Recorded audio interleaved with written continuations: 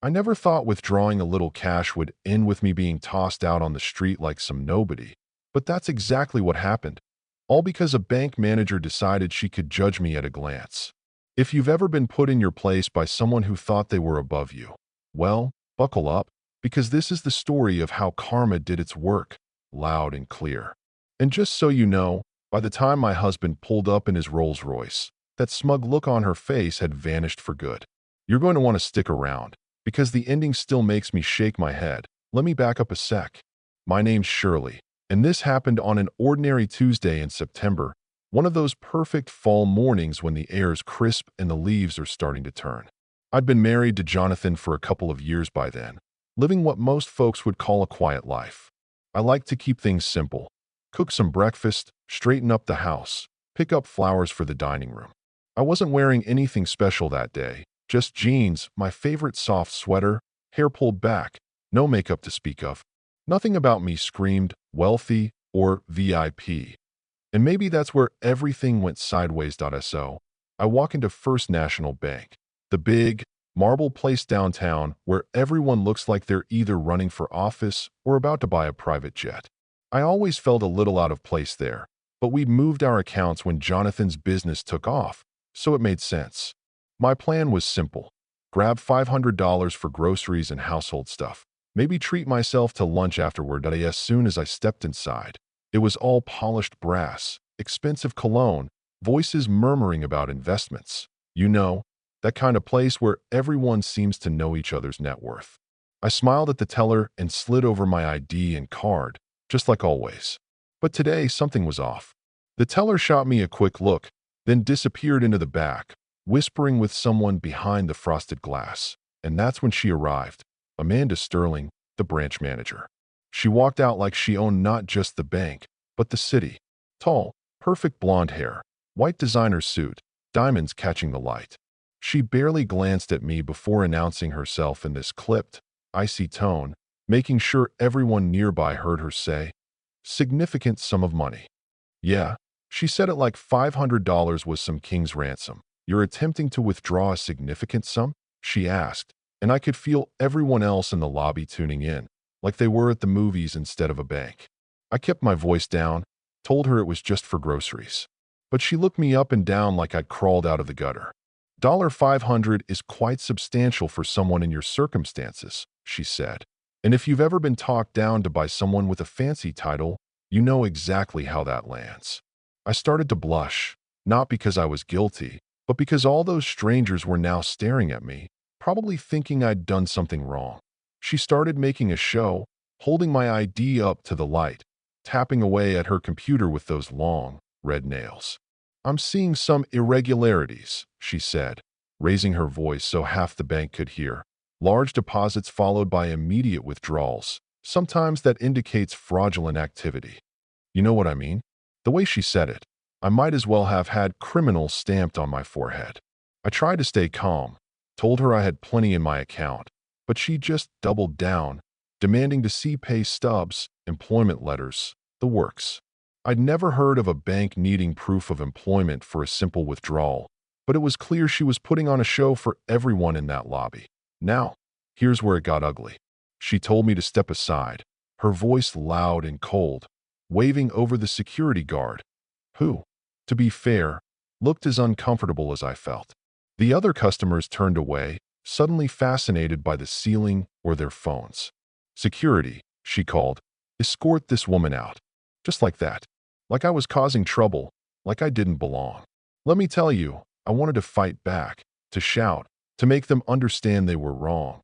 But in that moment, with all those eyes on me, I just felt invisible. I walked out, head held as high as I could manage, Amanda's voice echoing after me about suspicious activity. Out on the sidewalk, the world kept spinning like nothing happened. I tried calling Jonathan, but he didn't answer, probably in a meeting.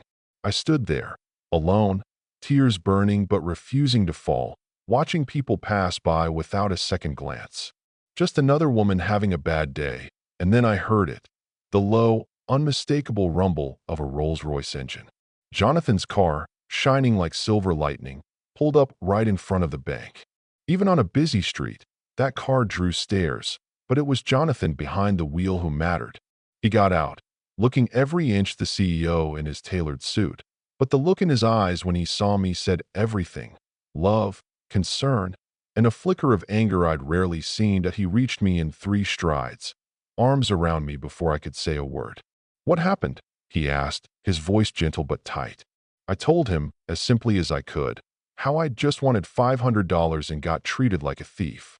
As I spoke, I could see his jaw clench, his whole body go still with that kind of focused, dangerous calm that means trouble if you're on the wrong side. He took my hand and led me back inside. The atmosphere in the bank shifted instantly. You could feel it, like a cold draft. The same teller looked at us with wide eyes. Jonathan's presence alone seemed to freeze the room. He asked for the branch manager, and when Amanda Sterling saw who he was, the color drained from her face. Her confidence evaporated. You could almost hear it hiss away. Jonathan was calm, but didn't mince words. "You ejected my wife for trying to withdraw her own money. You humiliated her in front of everyone here."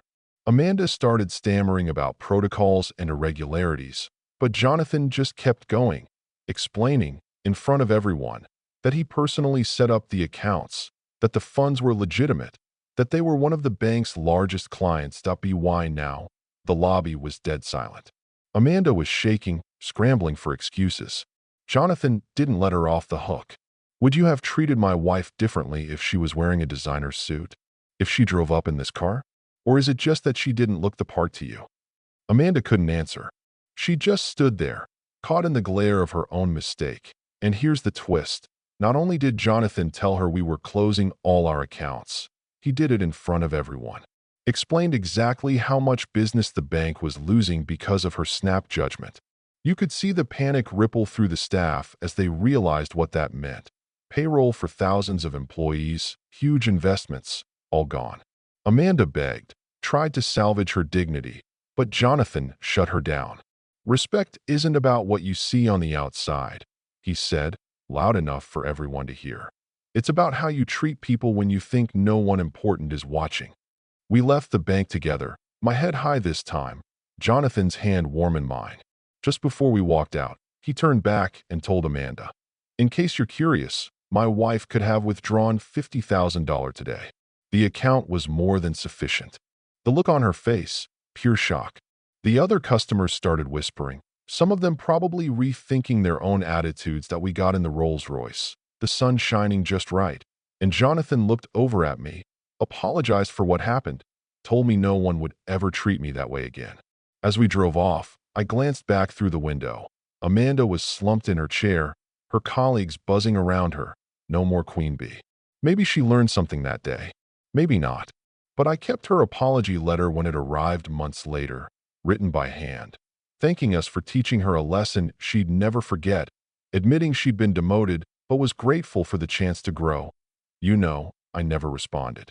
Didn't feel the need. But I keep that letter as a reminder. People deserve respect, no matter how they look, no matter what you think you know about them. And every time I walk into our new bank, the staff greets me by name, smiles, asks about my day. Not because of the money, but because that's just how they treat everyone. So, what do you think, folks?